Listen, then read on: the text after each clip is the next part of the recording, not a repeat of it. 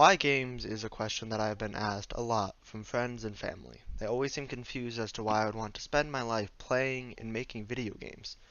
And I never had an answer to this question for a long time, but every time I would try to explain it, I would come back to talking about my dad. My dad worked from home, unless he had a business trip or things of the such. I never really understood that he was doing what he loved with his life. He didn't care that there were job offers for him where he could make 3 times the amount of money but he did what made him happy in life.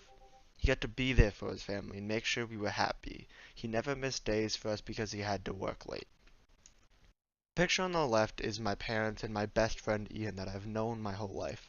About 1 month after I started my first semester at UAT, he was leaving for basic training. I missed him because I knew I would not be able to see him for a couple of years because of the basic training he was going to.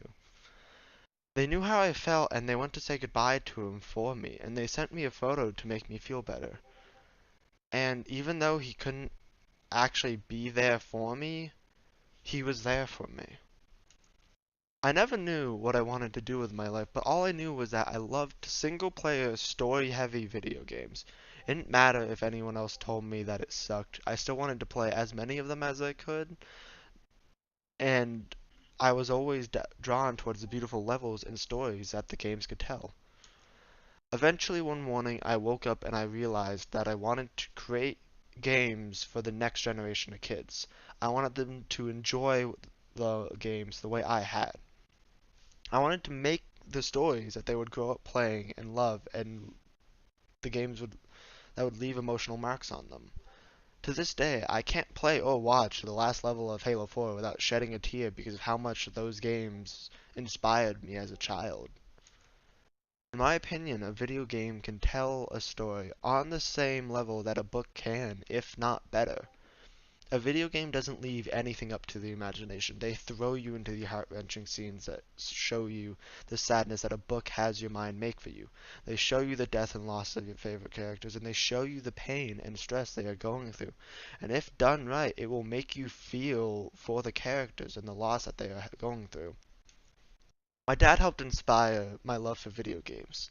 I used to go to a friend's house all the time so I could use their Xbox. And then one day I come home and he's sitting there playing Halo 3, of all things. And I was confused and happy. And he told me he would have told me that he actually bought it and had gotten it set up, but if he did, he wouldn't have been able to play it at all. Which is fair, I played it for the next 10 hours straight, but he would bring me out to get the games early morning, midnight release, on day of release so he could see how excited and happy I got with those. My dad taught me growing up that if I want something bad enough, I will find a way to achieve it or get it. He taught me that it doesn't matter what others tell me. If I'm going to fail or that the things I create are not good, that to just push forward and make a better one next time. And most importantly, he taught me how to be happy with who I am and what I want to do with myself.